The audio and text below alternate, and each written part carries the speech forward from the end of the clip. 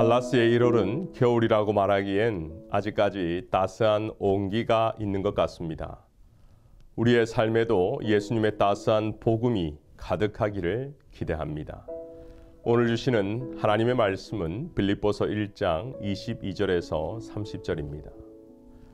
그러나 만일 육신으로 사는 이것이 내일의 열매일진대 무엇을 택해야 할지는 나는 알지 못하노라.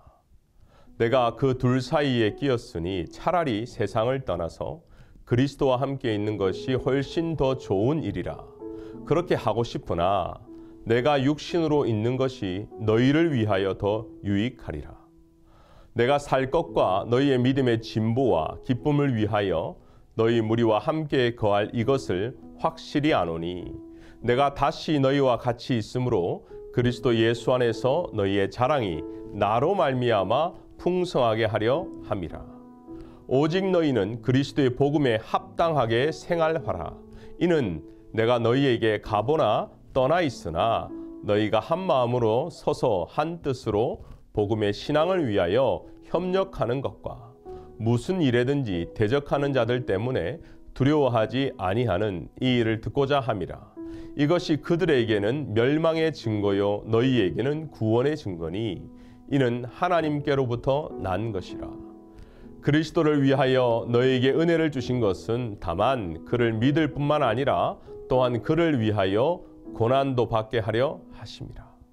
너희에게도 그와 같은 싸움이 있으니 너희가 내 안에서 본 바요 이제도 내 안에서 듣는 바니라. 사명자는 죽지 않는다라는 말을 들어보셨을 겁니다. 아프리카 선교의 아버지라 불리는 리빙스턴의 말이죠. 아프리카 선교 중에 사자에게 물려 치명상을 당했을 때 동료들에게 남겼던 말이라고 합니다. 만약 자신이 하나님 앞에서 선교사로 남은 사명이 있다면 데려가시지 않을 것이다 라는 믿음의 고백이 사명자는 죽지 않는다라는 것입니다. 결국 그는 회복되었고 계속해서 아프리카 개척 선교를 하게 되었습니다. 선교사님뿐만 아니라 우리 모두는 하나님 앞에서 고유한 사명이 있습니다. 여러분 이것을 먼저 믿으시길 바랍니다. 이 세상에 생명이 있는 것은 모두 존재의 이유가 있는 것이죠. 창조주 하나님께서 그렇게 창조하셨습니다. 오늘 바울의 고백을 들어보면 내가 달려갈 길과 주 예수께 받은 사명 곧 하나님의 은혜의 복음을 증언하는 일을 마치려 하면은 나의 생명조차 조금도 귀한 것으로 여기지 아니하노라. 이 고백은 자신의 확신이나 신념이 아니라 예수 그리스도로부터 받은 분명한 전도자의 사명이 있기에 담대히 선포할 수 있었던 것이죠. 그렇기 때문에 예수를 믿는 신자를 죽이는 박해자에서 전도자가 되었고 40의 감암매를 맞을 때도 태풍을 만나 죽을 고비를 여러 번 넘겼을 때도 두려워하지 않았던 것입니다. 그리고 계속해서 사명을 향해 전진할 수 있었던 것이죠. 오늘 본문의 시작은 사도 바울의 자신의 죽고 사는 관점, 이 생사관을 말해주고 있습니다. 22절을 보니까 그러나 만일 육신으로 사는 이것이 내일의 열매일진대 무엇을 택해야 할지 나는 알지 못하노라.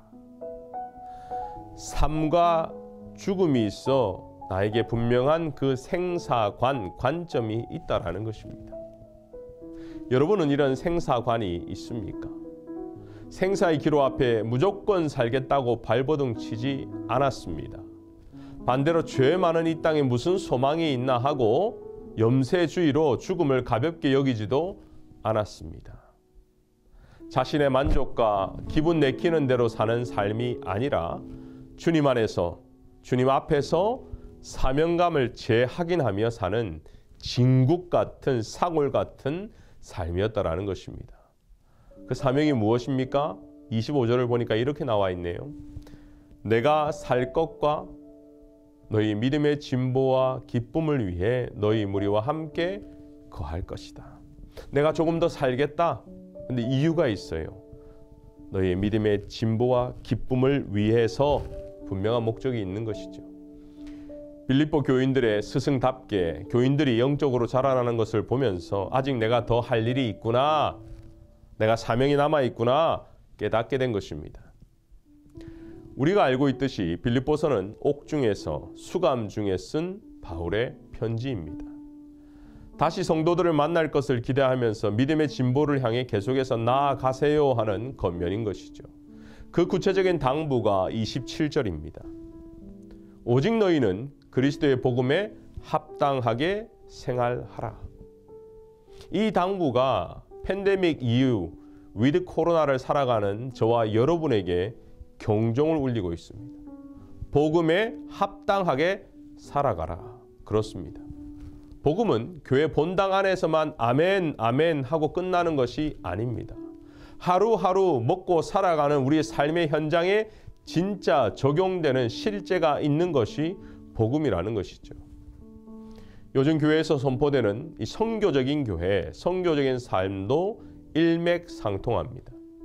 단순히 주의 종들, 선교사를 파송하는 것으로 끝나지 않고 우리 모든 성도의 삶 가운데 일터에서, 가정에서, 교회에서 선교적인 삶을 살아가는 것, 그것이 복음에 합당한 삶이라는 것이죠. 그리고 그것이 우리 모두의 사명이라는 것입니다.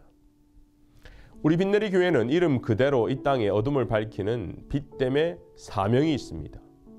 어떻게 바라보면 이 세상이라 불리는 불신자들의 눈에 교회는, 신자의 삶은 달라스 생활이라는 모습으로 보여지고 있는 것이죠.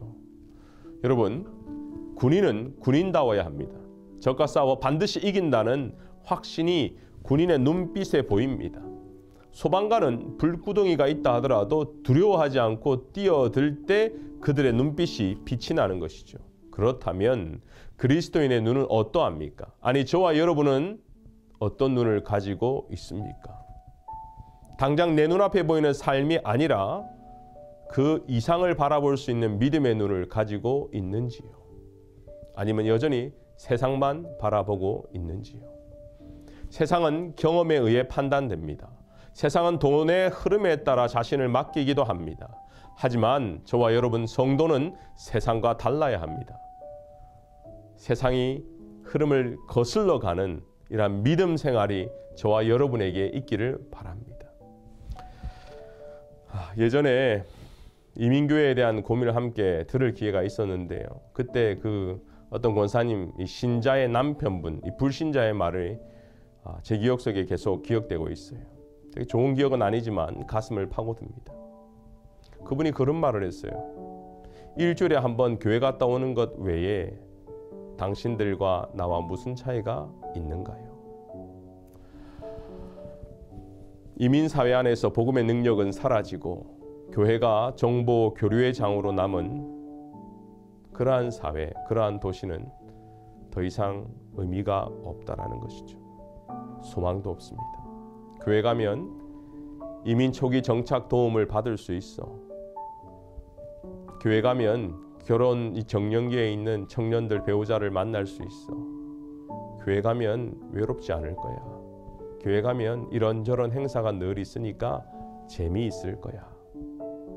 만약 이걸로 우리 교회에 대한 평가가 끝이 난다면 우리는 달라스에서 복음에 합당하게 산 것이 아니라 이민 생활에 적응하며 산 것입니다. 오늘날 세상 사람들이 교회에 대해 비난하고 있는 것을 단순히 기분 나쁘게만 생각해서는 안 될 것입니다. 무엇인가 교회에 기대한 것이 있기에 실망한 것입니다. 우리가 배운 대로, 우리가 들은 대로, 우리가 말한 대로 살지 않았기 때문입니다. 지금부터라도 우리는 그리스도의 복음에 합당한 삶을 살았으면 좋겠습니다. 우리가 사랑하라고 말했으면 사랑하고, 감사하라고 말했으면 감사하고, 겸손하라 말했으면 겸손하고, 정직하라 말했으면 정직하게 살아가는 삶, 이것이 선교적인 삶인 것입니다. 각자가 복음에 합당한 삶을 오늘 말씀을 통해 구체적으로 고민했으면 좋겠습니다. 그리고 깨닫는 것이 있다면 반드시 실천하는 오늘 하루가 되었으면 좋겠습니다. 기도하겠습니다. 은혜가 풍성하신 하나님, 복음에 합당하라 살아라고 했지만 우리의 삶을 되돌아보면 복음이 아니라 이민사회에 적응하며 살았음을 고백합니다. 예수 그리스도의 십자가로 구원받은 우리가 십자가의 능력은 잊어버리고 이민사회에 적응하고 정착하고 교류되고 만족하고 살았습니다. 주님, 용서하여 주시옵소서. 복음의 능력을 회복하게 하여 주시옵소서. 십자가가 주인이 되게 하여 주시옵소서. 그래서 이 지역 가운데, 이 도시 가운데 그리스도의 복음을 말로도 전하고 삶으로 전하는 선교적인 삶을 살아가는 우리 모두가 되게 하여 주시옵소서. 감사드리며 예수님의 이름으로 기도하옵나이다. 아멘.